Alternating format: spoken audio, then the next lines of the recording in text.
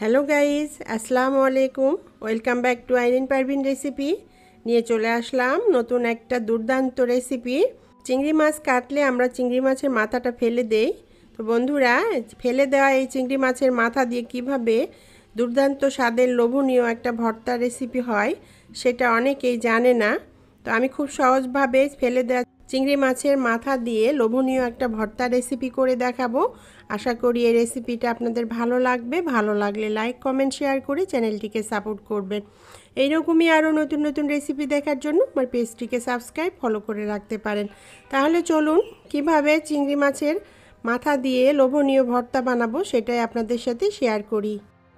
চিংড়ি মাছ কেটেছিলাম, তো চিংড়ি মাছের মাথাগুলো রেখে দিয়েছিলাম এই ভর্তাটা করার জন্য। তো বড় বড় সাইজের চিংড়ি ছিল, মাথাগুলো অনেক বড় বড়। চিংড়ি মাছের মাথাগুলো পরিষ্কার করে ধুয়ে পানি ঝরিয়ে নিয়ে এখানে দিয়ে দিলাম। বেশি করে পেঁয়াজ দিয়ে দিলাম। দুটা বড় সাইজের রসুনের খোসা ছাড়িয়ে নিয়ে দিয়ে দিয়েছি। কিছুটা শুকনো মরিচ দিয়ে দিলাম আর কিছুটা কাঁচা মরিচ দিয়ে দিলাম। ঝালটা আপনারা আপনাদের পছন্দ মতো বাড়িয়ে কমিয়ে নিতে পারেন, তবে ভর্তা যেহেতু ঝাল ঝাল খেতেই ভালো লাগে। দিয়ে প্যানটা আমি চুলায় বসিয়ে দিলাম আর এখানে একটু বেশি করে সরিষার তেল দিয়ে দিলাম। সরিষার তেল দেওয়ার পর এগুলোকে নেড়ে চেড়ে ভেজে নিব। আর অবশ্যই ভর্তাটা সরিষার তেল দিয়ে বানাবেন। সরিষার তেল দিয়ে বানালে খুব সুন্দর একটা ফ্লেভার আসে। পেঁয়াজ, রসুন, কাঁচা মরিচটা ভাজা হয়ে গেছে, আমি এগুলোকে উঠিয়ে নিলাম। আর শুকনো মরিচ আর চিংড়ি মাছের মাথাটা আর একটু ভাজতে হবে। শুকনো মরিচটাও মচমচে করে ভাজতে হবে আর চিংড়ি মাছের মাথাটাও মচমচে করে ভাজতে হবে। তো এটা ভাজতে ভাজতে এখানে আমি আরও কিছু চিংড়ি মাছের মাথা দিয়ে দিলাম। ছোট চিংড়ি মাছ কেটেছিলাম, তো ছোট চিংড়ি মাছের মাথাটাও ছিল, তো সেটাও এখানে দিয়ে দিলাম। তো এটা দিয়েও ভেজে নিব। অনেকটাই ভাজা হয়ে এসেছে, আর একটু ভাজবো। আর এখানে আমি কিছুটা ধনে পাতা কুচি দিয়ে দিলাম। দিয়ে ধনে পাতাটাকেও একটু ভেজে নিব, এটার পানিটা শুকিয়ে নিব শুধুমাত্র। ধনে পাতাটা নেড়ে চেড়ে ভেজে নিব।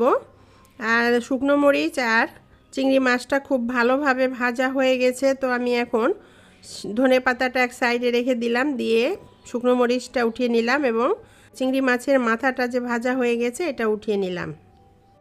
সব কিছু উঠিয়ে নিয়ে শেষে আমি এখানে ধনেপাতাটাও উঠিয়ে নিলাম।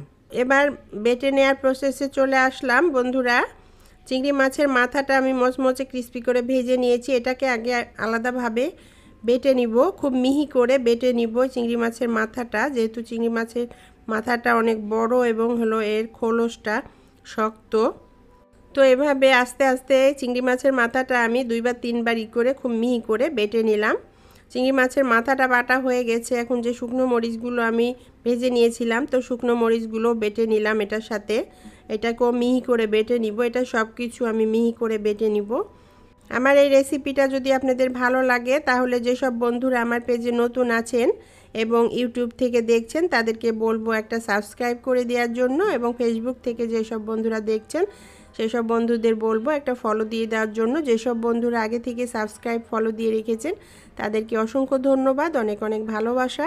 এভাবেই সবসময় সাপোর্ট করবেন, পাশেই থাকবেন। বেশি বেশি করে শেয়ার করুন ফ্রেন্ডস, ফ্যামিলির সাথে। কমেন্টস করে জানান রেসিপিটি আপনার কাছে কেমন লেগেছে। ভালো লাগলে একটা লাইক দিতে ভুলবেন না। পেঁয়াজ, রসুন এবং কাঁচা মরিচটা ভেজে নিয়েছিলাম, সেটা দিয়ে বেটে নিব। সেটা এত মিহি করে বাটবো না, একটু আদা বাটা করে বাটবো, যেন এগুলো পেঁয়াজগুলো একটু আদা আদা থাকে, এরকম করে একদম মিহি করব না। তো এভাবেও এটাকে বেটে নিলাম এবং সব কিছু একসাথে মিশিয়ে নিয়ে খুব ভালোভাবে আর একবার বেটে নিব। সব কিছু ভালো করে মিশিয়ে নিয়ে আবার একবার বেটে নিলাম। নিয়ে এখন এগুলোকে আমি একটা বাটিতে সব কিছু উঠিয়ে নেব। এবার এই ভর্তাটার মধ্যে সামান্য একটু লবণ দিয়ে দিলাম। দিয়ে লবণটা দিয়ে এটা খুব ভালোভাবে মিশিয়ে নিব। আর এটাতে কোনো তেলের প্রয়োজন নেই। এটা ভাজার সময়তেই অনেক বেশি করে সরিষার তেল দিয়ে ভেজে নিয়েছি, তো এটাতে তেল অনেক যথেষ্ট আছে। তো চিংড়ি মাছের এই ফেলে দেওয়া মাথাগুলো দিয়ে কি লোভনীয় মজার একটা ভর্তা বানিয়ে ফেললাম বন্ধুরা। এটা দিয়ে গরম ভাত খেতে যে কি অসাধারণ সেটা বলে বোঝাতে পারবো না। অবশ্যই আপনাদের এটা বানিয়ে খেয়ে দেখতে হবে। এটা দিয়ে ভাত খাওয়ার পর যদি আপনাদের ভালো লাগে তাহলে পরে আমাকে কমেন্টস করে জানাবেন। সবসময় সাপোর্ট করবেন, পাশে থাকবেন। আবার দেখা হবে এরকমই নতুন কোনো রেসিপির সাথে। আল্লাহ হাফেজ।